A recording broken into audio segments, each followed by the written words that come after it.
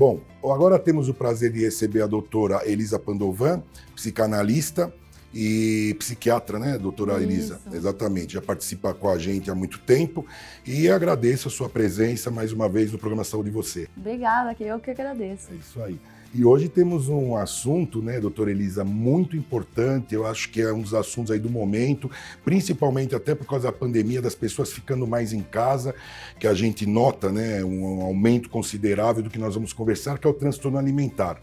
Então, primeiro eu gostaria de saber o que é o transtorno alimentar, quando é considerado um transtorno alimentar? Eu vou falar primeiro de maneira geral, né, o transtorno alimentar começa com um distúrbio da relação com a comida e ele vai caminhando até ficando mais grave, onde você tem comportamentos patológicos relacionados ao hábito de alimentar.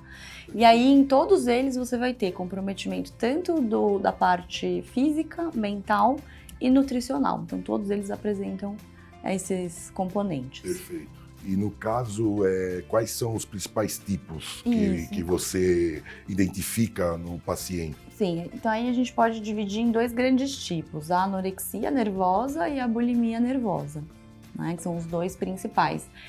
Ambos vão levar alterações da maneira como a pessoa vai se alimentar, mas eles são bem diferentes. Tá. Então, por exemplo, na anorexia, você tem uma perda de alimentação, né? Então, o paciente começa a restringir cada vez mais a quantidade de alimento, porque ele tem medo de engordar.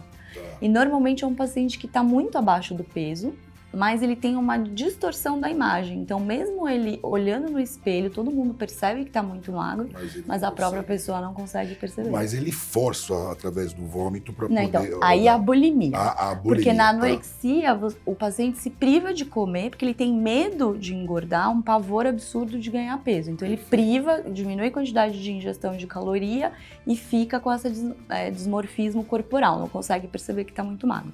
Na bulimia, é o oposto. O peso do paciente ou está normal, ou está um pouquinho acima do normal, mas ele tem episódios de compulsão alimentar, ou seja, come muito rápido num pequeno espaço de tempo, e depois tem o comportamento compensatório, que é onde entram os vômitos. Perfeito. Mas não só, tem exercício, atividade física em excesso pode também ser considerado, laxantes, diuréticos, inibidores de apetite.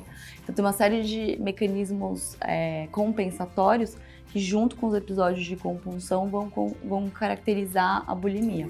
Doutora Elisa, eu que até tô meio gordinho, até pensava, né, que poderia ter um transtorno alimentar. Então não é só para as pessoas que estão mais obesas que têm o transtorno alimentar. Exato, não, isso é muito importante de diferenciar. Às vezes você pode estar acima do peso, você tem até alguns episódios de compulsão, mas isso não configura o transtorno alimentar.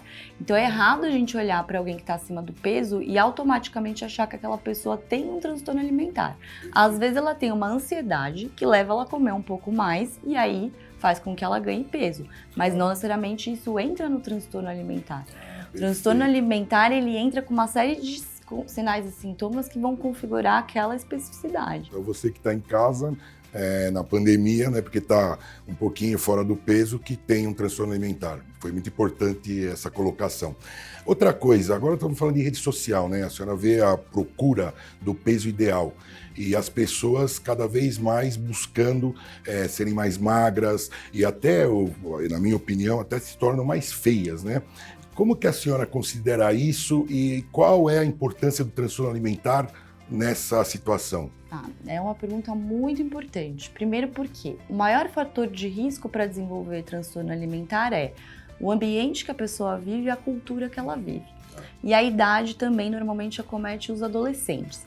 Então você vê um adolescente que está numa fase já de transformação do corpo, sofrendo alterações hormonais, já tem uma certa dificuldade nessa aceitação. Claro.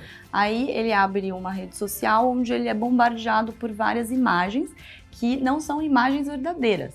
Né? Tem muito Photoshop, iluminação, então isso já, normalmente as pessoas não assimilam que aquela foto tem todo um tratamento.